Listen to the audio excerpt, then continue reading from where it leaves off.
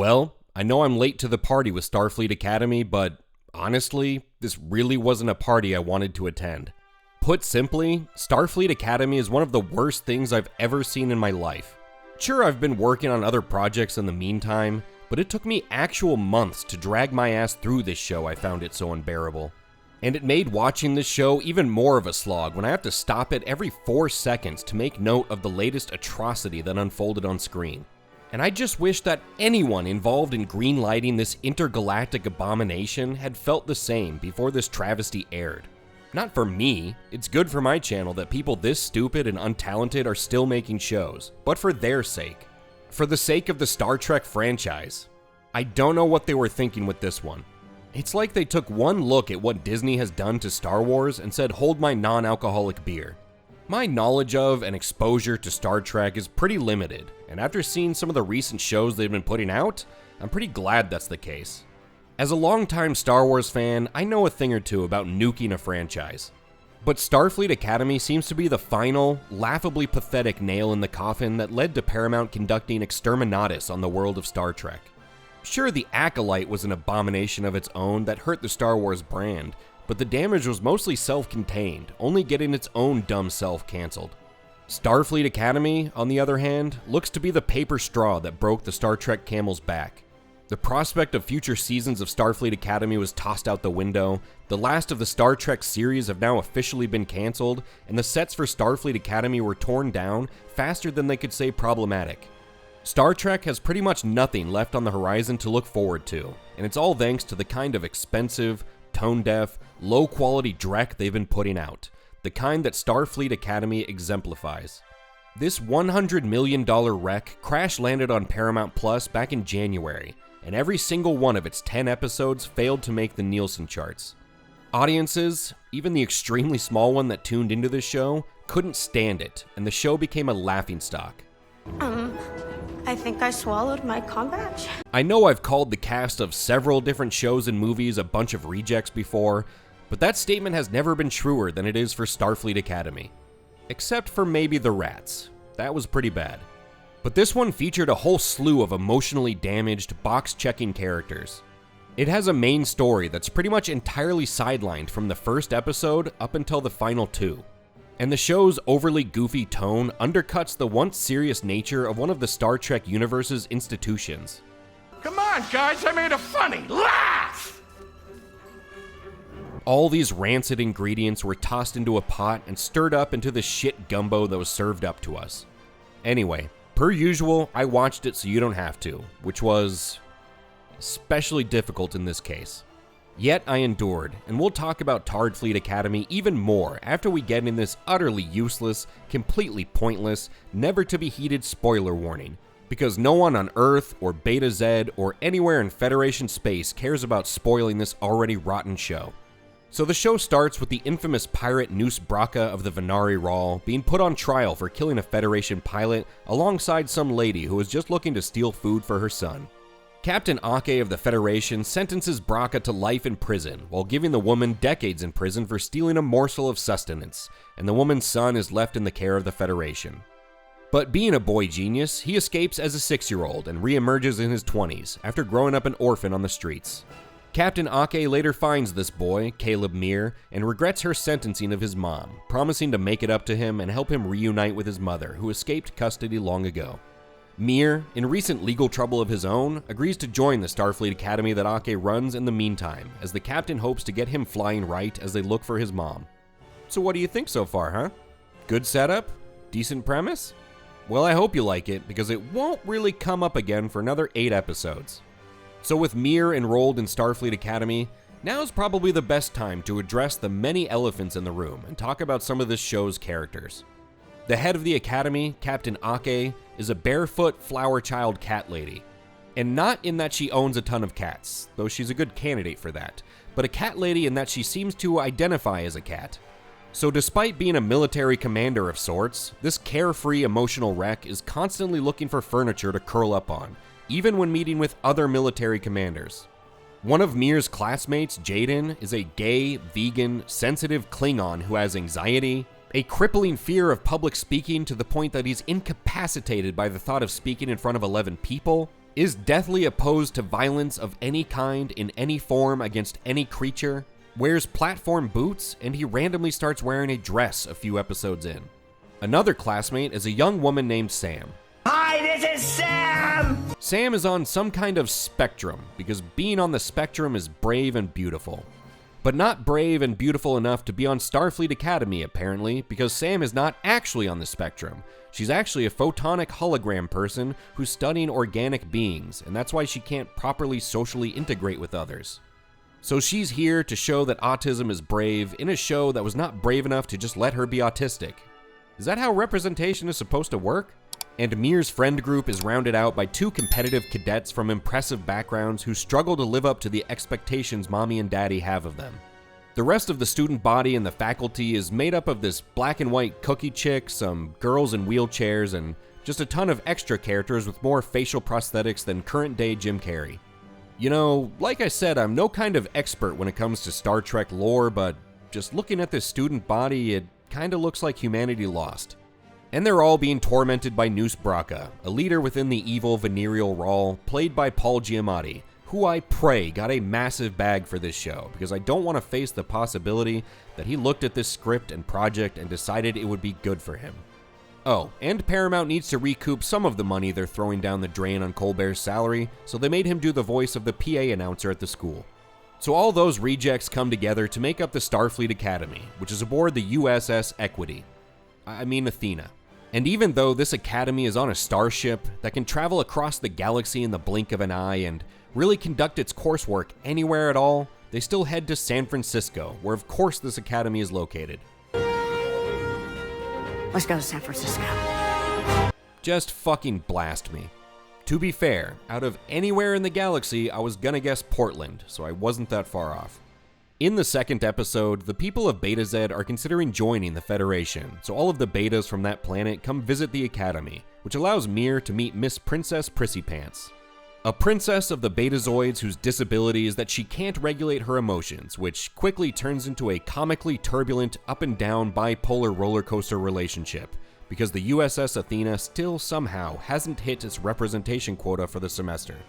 Almost the entire rest of the season until the end is filled with a bunch of clearly college-age students who act like middle schoolers engaging in high school drama. They get into a juvenile prank war with a competing college. We get an episode showing us why Jaden's Klingon family rejected him, but somehow the show twists that rejection of him into actually being their way of saying they accept his gay, vegan, violence-free ass. Leave it to Klingons to make abandoning your child on a planet alone come off like an act of love, I guess. Then we get an episode where Sam looks into the case of a missing father, which seems oddly personal to her. And she talks about how even in this Star Trek universe, her photonic people were once slaves, because I guess the whole spectrum thing just wasn't enough representation jammed into one character. In the next episode, after Mir and Princess Prissypants have consensual sex with a little non-consensual mindfuckery, which is shrugged off because it was the woman who did it, Captain Cat Lady sends the cadets on their first field trip to a derelict ship and gets them abducted by space cannibals. The interior of this ship looks like it was made with trash bags and hula hoops, and the aliens that attacked them on the ship picked up their costumes from the Spirit Halloween clearance rack last November. This show looks so cheap sometimes, and no amount of the gratuitous lens flare that coats every shot of this show can fix that. Again, I really hope most of this show's budget went into Paul Giamatti's bank account. They lose an instructor and a cadet along the way, but they manage to free themselves, and Princess Prissypants woman screams the space cannibals to death before they're able to make it back safely. But they discover that Noose Braca has returned and stolen a ton of firepower from the Federation while they were distracted. But hey, no need to get that story back on track just yet though. We still have classes to attend and a main storyline to avoid. The next episode has a shockingly light tone to it following all that, as Mir stays at the academy while all of his classmates go on vacation, and Jaden takes his gender bending to the Met Gala. In the next episode, it's the spring semester and the whole gang becomes theater kids as they use art and drama to start dumping their trauma all over each other. Supposedly so they can learn to cope. By the time the penultimate episode comes, it's already the end of the year, so the first semester took 7 episodes and the second semester took 1. So I think it's time that I say a little something about the pacing of this show. It sucks. In episode 9, Mir is finally reunited with his mother, who is a worthless street urchin who's currently living on planet unhoused. He brings her back with him into the Federation and face to face with the same Captain Cat Lady who sentenced her to prison decades before. The two work through their mutual trauma and turn their sights back on Noose Braca, who's built a barrier of catastrophically lethal mines around the entirety of Federation space. In the finale, Braca takes Captain Cat Lady hostage and forces her to stand for the Federation, who he's putting on trial for their supposed crimes. Back aboard the Athena, right here, in the most pivotal episode yet, right now when the season is building toward its emotional and climactic apex, well... Wait. I think I have to pee. Elsewhere, Captain Cat Lady proves Noose Braca's claims of the Federation's crimes false, and then Mir gives some meaningless speech, and the Federation swoops in and captures Braca once again after the Starfleet Academy cadets were able to disable the mines. Everyone is saved and they all live happily ever after, while we suffer.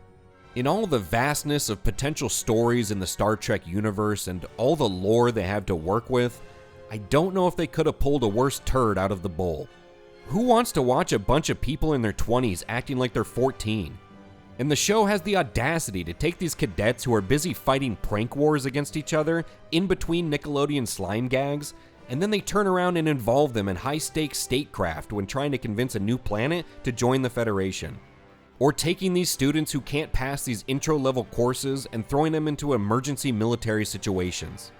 Starfleet Academy is just full of wild tonal shifts that are made unbelievable by the inept characters that can't manage their emotions or their relationships and who then turn on a dime and become vital to the school's survival. Making it that much worse is the show's admittedly strong commitment to working in goofy humor, especially in situations where they absolutely shouldn't. I can appreciate commitment, but commitment to a stupid idea is stupid. But worst of all, in my opinion, is this show's overbearing focus on everyone's trauma. Starfleet Academy is all about holding on to trauma forever and never moving on and taking random trauma dumps on everyone around you from time to time. Half the season is just some therapy session for one character or another. Mir is traumatized by losing his mother at an early age and growing up alone. Captain Cat Lady is traumatized by putting Mir's mother away and separating them for decades. Princess Prissy Pants is just a walking trauma bomb from head to toe. The gay Klingon has trauma from being rejected by his family for being different. And the list goes forever on. It's one thing to have a few characters bearing emotional scars that hold them back, but this show is entirely made up of characters whose emotional baggage is constantly dragging them down. And if I gave a shit about any of these characters, it would just be exhausting to constantly go on these roller coasters with them. There's not much in the way of action, and when there was action, it looked pretty amateurish and was laughably unbelievable. And there wasn't much in the way of stakes either. The two characters that died in episode 6 were pretty much just propped up and given prominent roles for the first time in the episode where they died. Sam even began to face some kind of corruption of her photonic code at one point. But all she had to do was go away for 2 weeks where they rebuilt her. And she was able to retain all her old memories, so nothing was really lost. It was like when Landfill got replaced in Beerfest. I'm Landfill's twin brother, Gil. I feel like I know all you guys. So we won't have that awkward get-to-know-each-other stage. Perfect. I was hoping maybe you guys could call me Landfill. Sure. It would be like we never lost Landfill. And when the Chancellor was taken captive by the venereal Rawl, she wasn't harmed or tortured, she was just put on trial. There was never any sense of threat or danger up until the moment she was rescued with no casualties. The show wasn't ever looking to up the stakes or make you feel like anyone was really in danger. Some of the sets and effects looked pretty good, I guess, as did most of the prosthetics, but sometimes the show looks so cheap. Unbelievably cheap when you see the price tag on the show. And then we come to one final thing that the show played off as a goofy gag, but in which I think they inadvertently gave us one of the defining images of this shit show. This guy puking glitter. It's pretty emblematic of Starfleet Academy as a show. You can make it look as sparkly, colorful, and glittery as you want. It's still vomit. Vomit that didn't escape anyone's notice either. In a manner of speaking. It did escape the general public's notice as the show failed week after week to make the Nielsen charts, but those who did suffer through it gave it the treatment it deserved. Starfleet Academy is currently sitting at an honestly very generous 52% on Rotten Tomatoes, but it's got a much more deserving 1.7 on Metacritic. The show is a classic, trademark hate watch, and don't waste your time on it like I did. Starfleet Academy will go down as the final, pathetic nail in the coffin for the Star Trek franchise for some time at least. Starfleet Academy, which was cancelled like a week after this first season ended, has one season already in the can, and Strange New Worlds has two, but that's the end of the line for Star Trek series for now.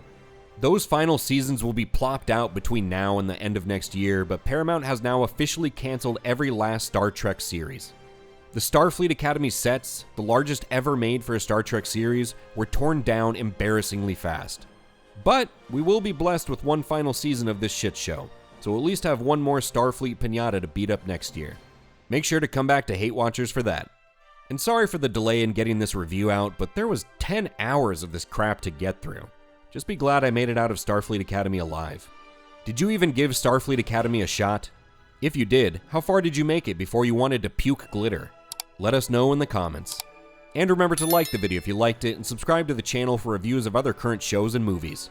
Thank you for telling Starfleet Academy, live short and suffer with me today, and I'll catch you on the next one.